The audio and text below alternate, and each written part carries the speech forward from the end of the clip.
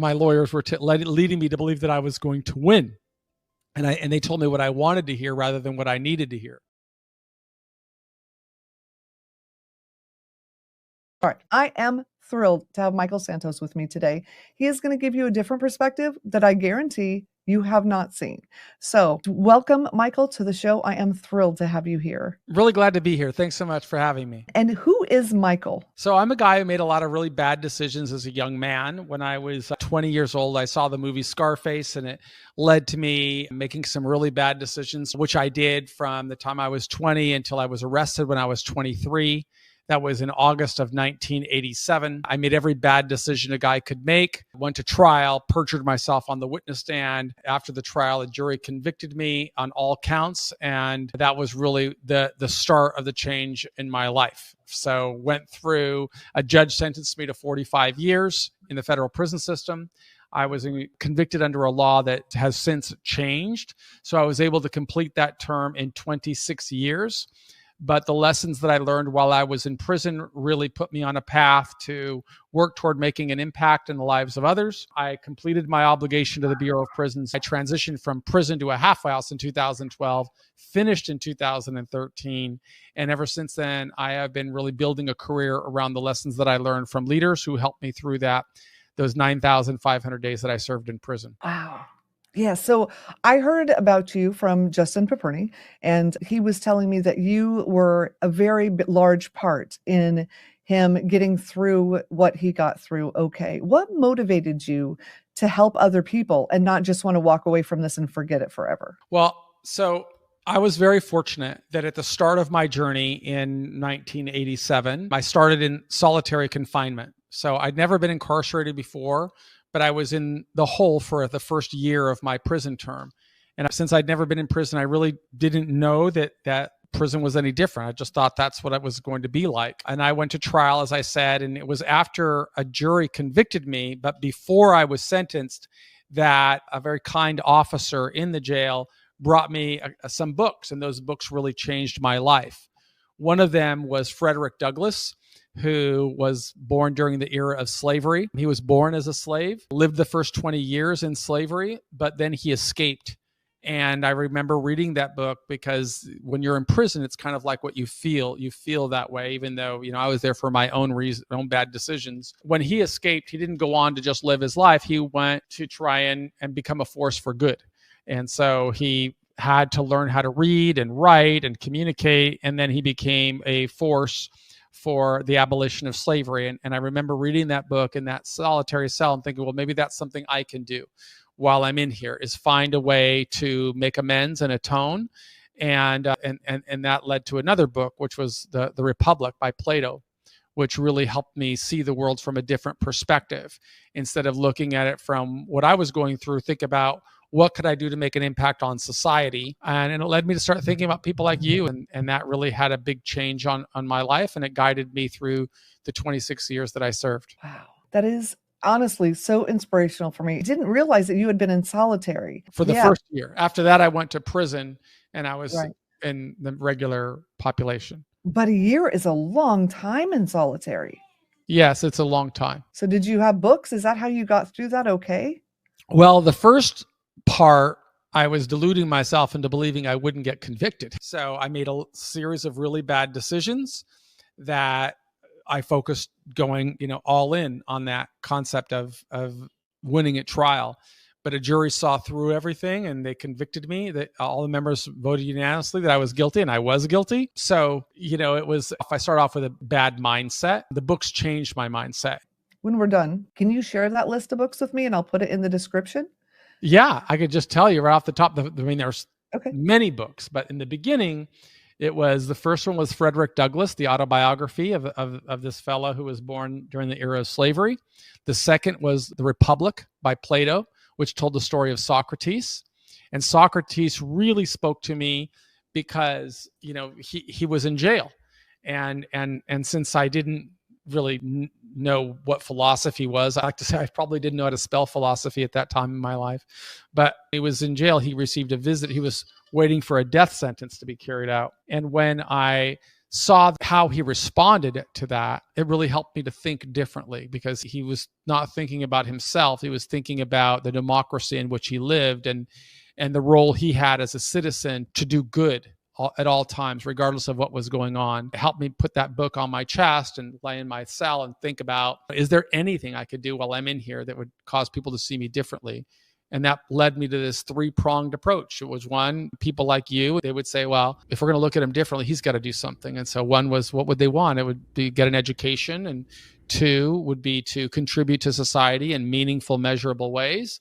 And three would be to build a support network. And I believe that if I did those, if I lived every day of my life in prison on that three-pronged approach, opportunities would open. And they did.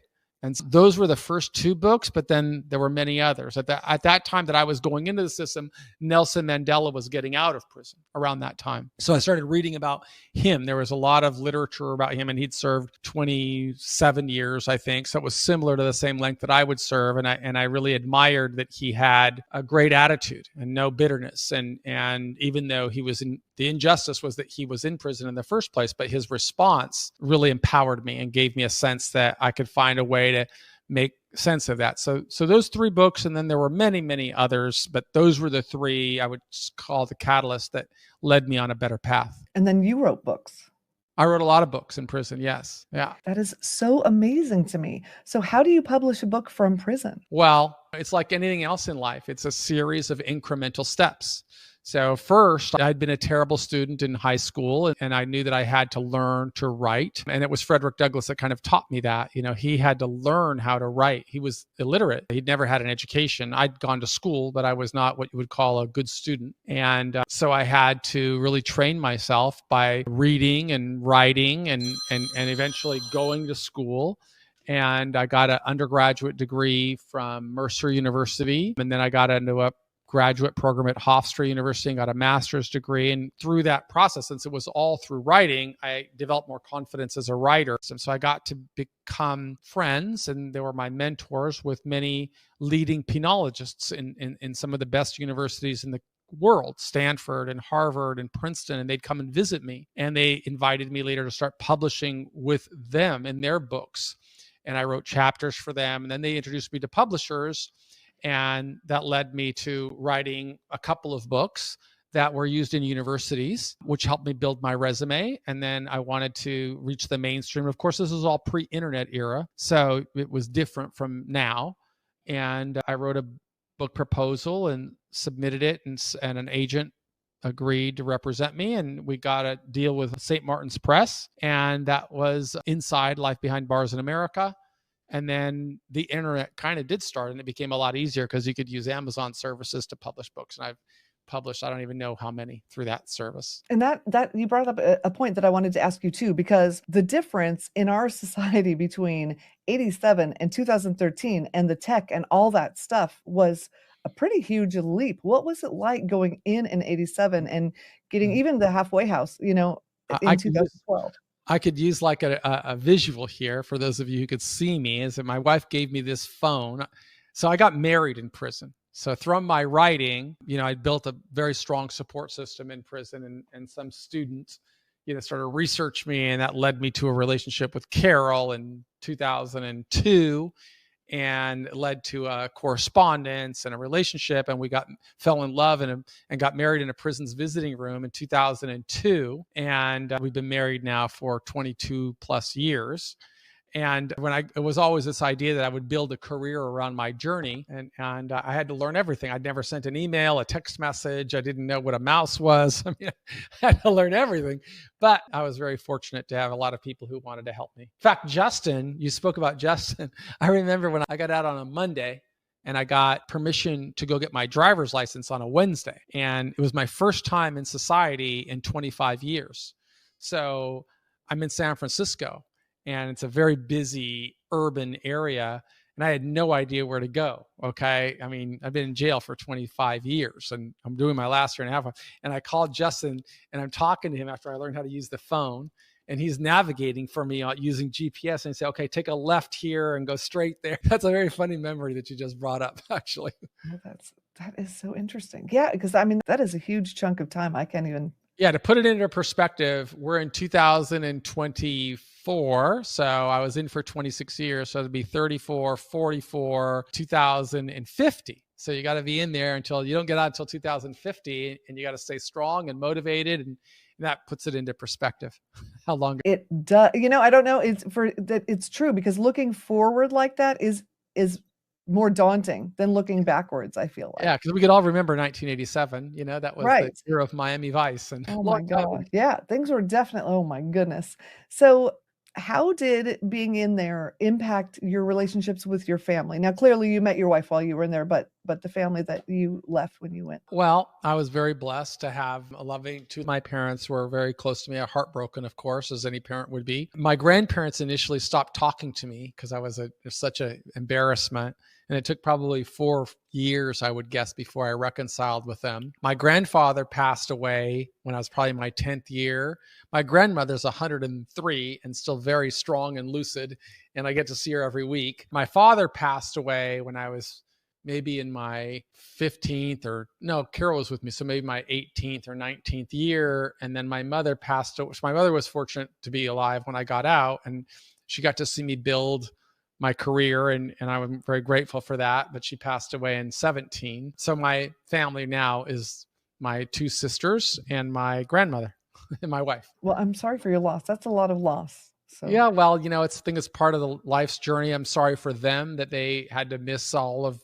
I mean, it was my fault, but I do the best that I can to try and make amends. so I noticed something with you and with Justin. You both seem to have the same, and I think he learned it from you, this joy that comes out when you talk, and you have like literally this glow about you, which is not something that people usually think of when they think of people that have been in prison, especially for that long. What That's do all you artificial lighting here. So what do you attribute that to? That just like this, your smile, like it's this huge, genuine smile. yeah, There's a lot of it people that was fit like for that in that. prison too. People used to say, Justin, if you ask Justin, people used to tell him, why is that guy so happy? He's been in jail so long.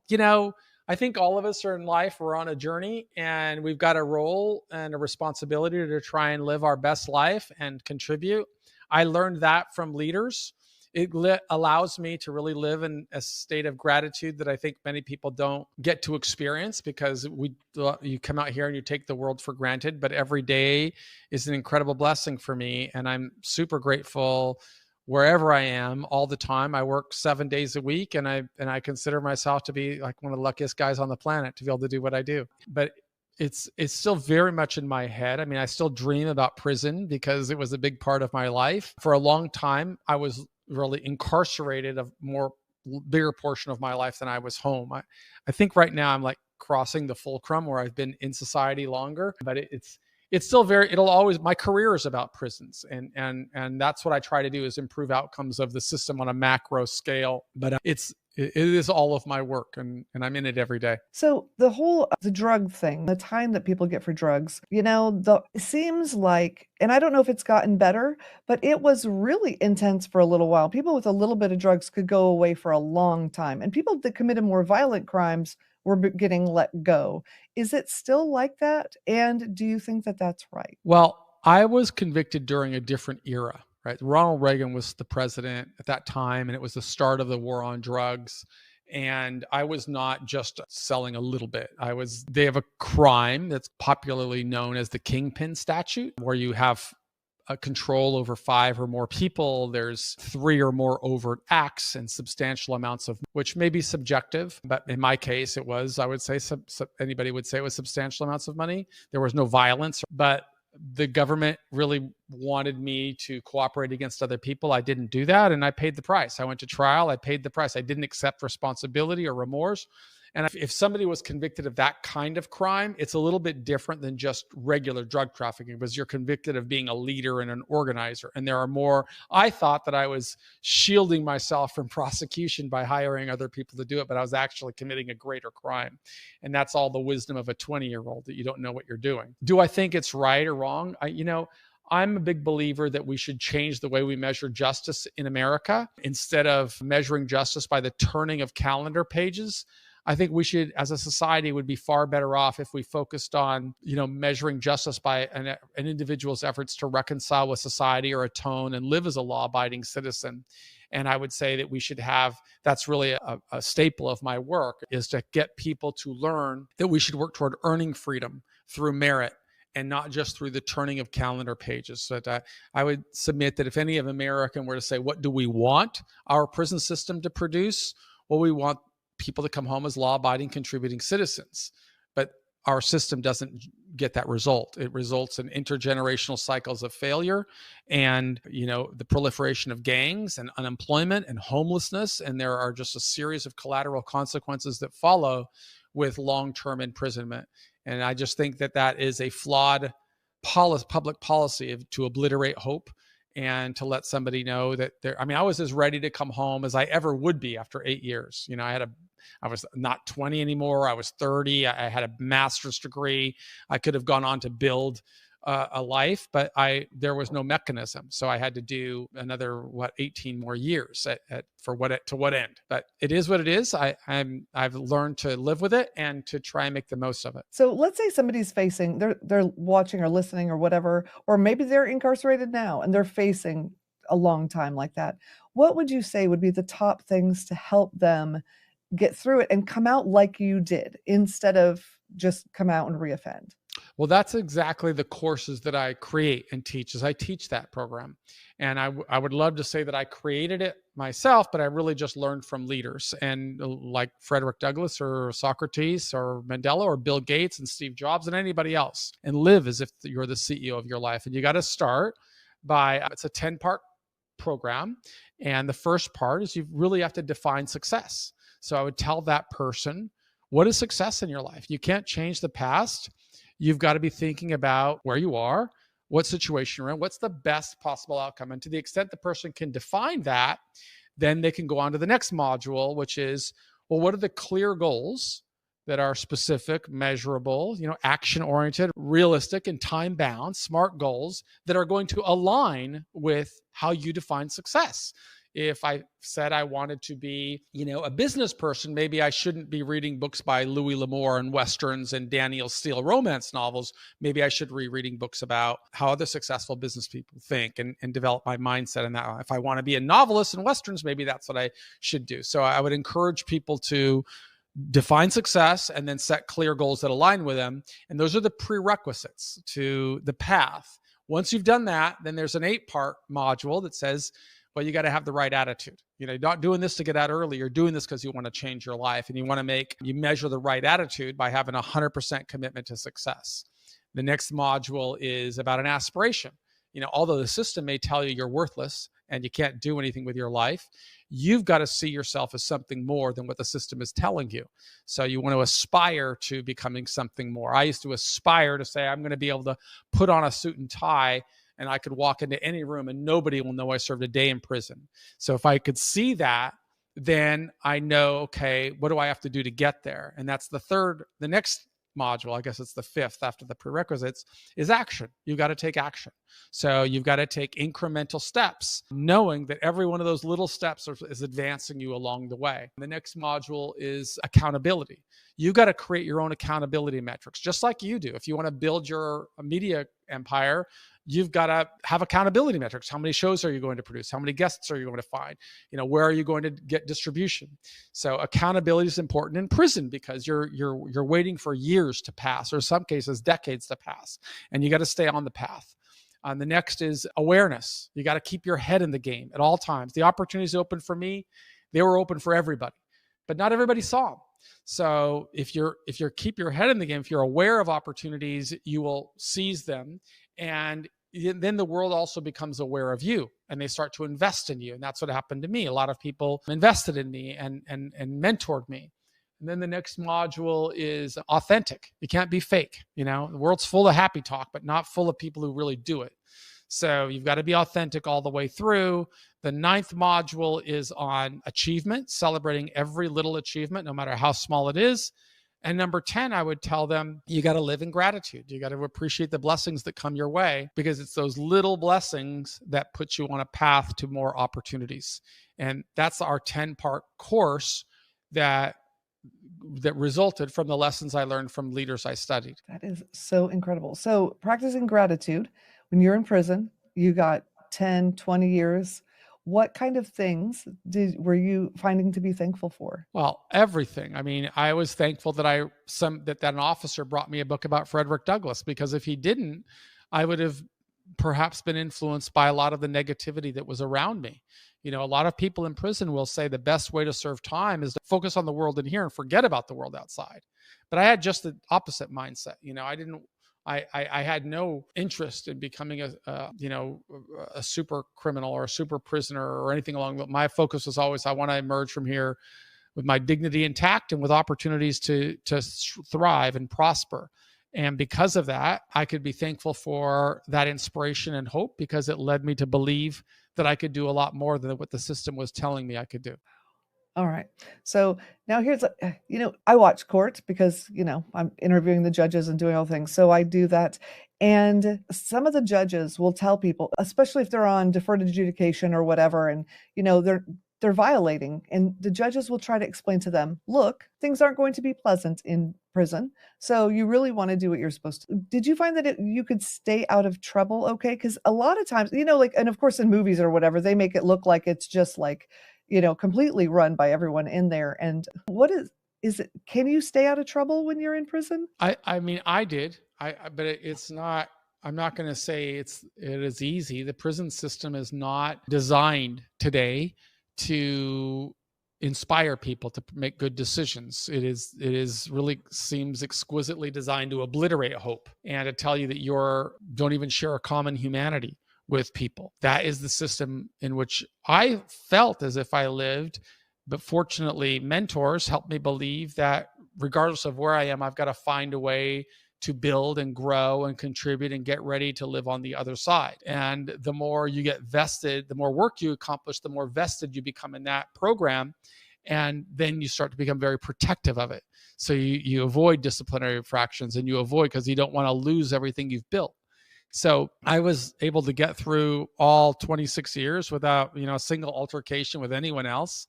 And I think a lot of that has to do with the adjustment strategy that you pursue, right? If you pretend to be something you're not, then you could have problems in there. I mean, if I would have gone into any prison and tried to pretend that I was a gang leader or a shot caller or something along those lines, I think they'd see through that in about 10 seconds. In the same way that if somebody is not ready to come out of prison and become successful, society will see through that in about 10 seconds. And so prison is really a microcosm of society, and we have to learn how to navigate some people that can be very discouraging. We've got to define ourselves by how we define success, not by what the system tells us we are. I feel like that is advice for everybody, no matter who you are. Prison is just the same thing as it is out here in the world. If you want to be successful out here in society, you've got to have that CEO mindset where you know what you're after. You've got to build a plan. You've got to put priorities in place. You develop your tools, tactics, and resources, and execute the plan. And that's the same thing in that environment. So having been there, what is some advice that you would give to people that aren't in prison, that are just going about living their lives, thinking that their lives suck and everything is horrible? I think that's another kind of prison. And I've met a lot of people out here in society. They're in a far bigger prison than I was ever in, even though they may sleep in their own home, and they just don't know how to feel gratitude for the blessings that are around them. And as a result, I mean, you will get some people that, I don't know your viewership, but there may be some people who watch this and say, well, that's not fair. He got to go to college while he was in prison. I didn't get to do that. Nobody got me into school, right? You're going to get some people on there who say, he should have never gotten out. Drugs are really bad. I mean, that's just life, right? But, we as human beings all go through our own path. And to the extent that we could figure out what it is that we can make life happen. All the way through prison, I always believed that I would be unemployable, that I'd never get a job. It doesn't mean I couldn't get a job. I mean, but I know that I would find a career getting out of prison at nearly 50 years old and never having worked, been in prison. You're going to have a lot of limitations and obstacles. So I always felt I would have to figure out, how am I going to create my own incomes and build my own businesses. And that's what I did. But I spent all my time in prison preparing for that. And now I get to say other things to people in prison. That's, one, when I go to prisons now, I'll say, I always make 3 promises. 1, I'll never lie to you. 2, I'll never ask you to do something I didn't do. And 3, I'll never ask you to pay me a penny. And those are pretty good ways for people to listen to me. So I couldn't do that until I became successful on my own. But that is my path, is to try and make an impact on the lives of millions of people. That's one way I could make sense of all the time that I served and repay the mentors who helped me. Yeah, truly paying it forward. Yeah, That's the hope. And I was going to ask you what your philosophy is, but I think you just outlined it. So that is absolutely amazing. It's so different to talk to you than I anticipate. I don't know what I anticipated because I knew that you were going to be really upbeat and focused on success. I have all these questions, but they don't seem to pertain to you as a person. You know That's what I okay. You mean? could ask the questions. There's nothing I won't So, answer. do you have children now? Can I ask you that? Do you have No, a I family? was a kid when I went to prison. I'm 60 years old. I'm only 61 in a month, and my There and you go. my wife is my age. So no children. It's just Carol and me, and we're very grateful and very happy. And I just really focus on building the same way that I did while I was in prison. I love that. Yeah. And some people were saying you need to take a break and to decompress. That's not what I felt, and I didn't. I knew that I had to build, and so other people said, like, I had a lot of mentors in academia, and one was at Stanford, and she said, do you want to come to Stanford? And I was in a PhD program after my master's, and then they blocked it, the prison did. And she said, do you want to finish your PhD or go to law school? And I just thought, I've had enough school. It's time for me to get to work and build. And so that was other advice that I didn't take. Others were, have a child. Well, I couldn't really do that when my wife was the same age as me. And she has 2 children that were already adults, but it's just the 2 of us. And we've, there are a lot of parts of having gone through 26 years in prison that I think a lot of people wouldn't understand. Like, people say, well, what was the hardest thing about coming back to society after 26 years? And the answer, is really surprising to a lot of people. What would you think what do you think would be the hardest thing after 26 years in prison coming back to society? Honestly, I can't even imagine. I really can't. I think for me, it would be the fear of going back. So I had 0 of those fears. And my fear, well, I didn't have any fear. It was the hardest thing was learning how to eat with a fork and a spoon and a knife, because I'd never had that. We don't have that in prison, right? The other thing that was very hard was learning how to drive. You never think you'd forget how to drive. And I didn't know that I forgot how to drive. When you're 16, you think you drive forever. But I went to prison when I was 23. And during those 26 years, my body never moved faster than my legs could carry me.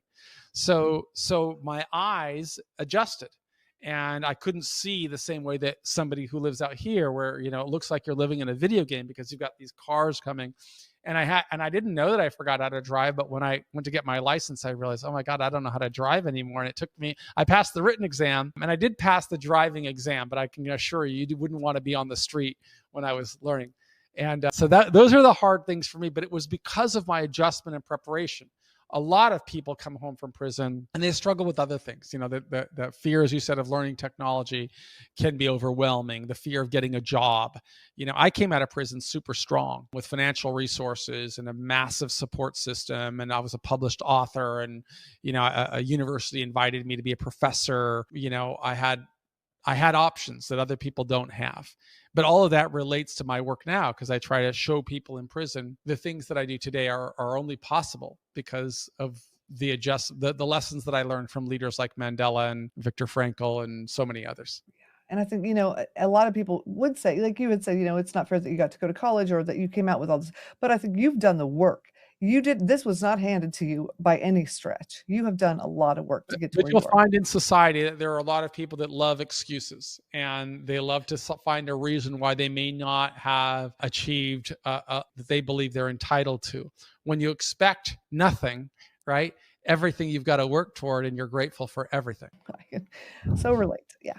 Yes. Not but in the Did same you have level. any other? Well, you said you had some other questions. Stump me. Give me Yeah. some of the other questions that you thought you'd be asking. All right. So, well, let's see. You've covered things that I didn't even have to, how did you get your degrees? What inspired your writing? We already talked about that. How did your experience shape your views on the U.S. criminal justice system? And what specific reform? We've talked about one of them. What's another one that you advocate for? Well, that's the big one, is that, I teach courses on that and create courses on that subject. When you think about the criminal justice system, what has changed, right? I used to teach when I got out of prison, I was a professor in San Francisco at San Francisco State University. And I taught a course called The Architecture of Incarceration. And it was the theory of how we in Western civilization respond to people who break the law historically. And we go from the medieval times when we used to torture people and cut their head off and put it on a stake and burn them on fire and things like that. And they found in the 1800s that didn't work very well, because that was the Renaissance era. And we wanted to believe that something else could happen and we could do better. And that led to the birth of the prison. Prior to that, you would only confine people as they were waiting to carry out that execution. But the birth of the prison really began with the Quakers and this whole concept of doing better than just torturing people. And, that hasn't really changed much in 200 years. We put people in confinement, and we believe that if we take time from them, somehow that is going to get the result that we want. Because everybody only has so much time. If we take some time, right, that is the equivalent of justice right now. Oh, we want justice. Put them in for a year, 5 years, 15 years, 30 years, right?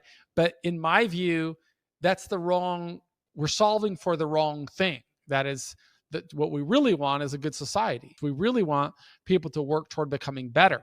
And if we want that, we have to do something more than just taking time. We should also we should also make it more like America, right? Our prison system is as close to communism as we come in the United States. In prison, you have no private property.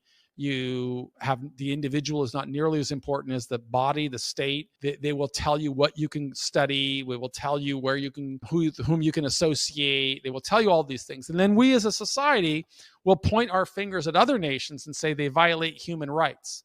But we violate human rights for millions of people every single day. I mean, if you ask, what is a human right? People, I think, universally will say, well, it's the freedom of speech. It's the freedom to communicate. It's the freedom to associate. It's the freedom to learn. It's the freedom to improve your life. Well, all those things are taken in prison. But what we should be doing is encouraging people and incentivizing people that said, invest in yourself to be a good citizen and earn an incrementally higher level of liberty. Doesn't mean they can't put you back in, but to the extent that we change the way we measure justice, the better we can do at improving outcomes for people, and I think making safer communities. What advice would you give for families who have a family member or a close friend who is about to enter prison? I would encourage the same that I would give to anybody who's starting a business, or to learn to define success. What is it that you want? A lot of people would like to believe that they can undo the past, and we can't. That's not something any of us can do. I don't know if artificial intelligence will someday be able to help us undo the past, but right now we can't. So we have to live in the world as it exists. And it exists we live in a very punitive era where many people believe that the only response to anybody who breaks the law is confinement.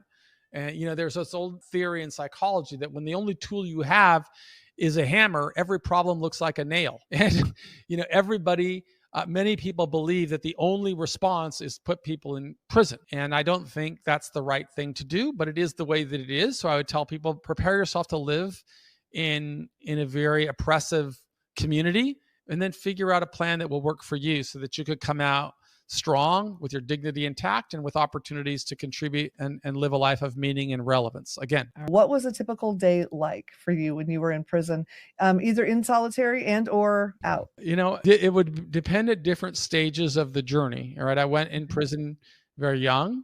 So I was 23 during that first year in solitary. And it was really, the beginning was feeling sorry for myself and saying, this isn't fair, until the jury convicted me. And then reading those books was recognizing I'd better do better. I better find a way to make amends. And then I got sentenced. Once I got sentenced, I felt, okay, I've hit bottom. Now it's time to start building a ladder. and climbing my way out. And so it became very important for me to find a way to get into school. And I started writing letters to universities and explaining who I am and where I am. I made some really bad decisions and I want to do better. And, you write one letter, you might not get a response, but you keep writing. I was eventually able to find a school. And all of a sudden, then I became a student. I didn't feel like I was just a prisoner. And once I was a student, you start to build confidence and you start to grow. And so then it became very important to get through those academic credentials, because it was one way of differentiating myself and showing I didn't want to be a criminal. And then it became leveraging that to develop relationships and mentor relationships and become an author. And then I got married. And then, but all of that really influenced my time in there. I was very committed to fitness as a young man, and that's what got me through 9,500 days of prison. All right. And you talk a lot about making amends. How did you make amends? I think it's an ongoing life process, to feel as though you're living your purpose in life. And my purpose feels in life, this is one area where I feel as though I could influence millions of people to end intergenerational cycles of poverty and help people that I'll never meet work toward becoming good citizens. And if I could do that, I hope that I will overcome a lot of the bad decisions I made when I was 20. That's awesome. And finally, what are your current projects and future aspirations? What are you working on for the future? Yeah, so we're recording this in December of 2024, and you actually caught me when I am in a big transitional phase where I'm devoting the remainder of my career to a nonprofit that my wife and I began. It's called Prism Professors Charitable Corp that we funded, and we've got other people to try to match our funding so that we could give books and courses away to anybody in jail or prison who even if they're indigent, provide them with resources. And then teaching those people how to create their own income streams, because that's really what made a big difference in my life, is that I've always been able to earn a good income, multiple income streams, and I want to show other people how to survive in the event that they don't find employment. So the sooner I start educating people on how to become self-sufficient and independent, I think the bigger the impact I can have.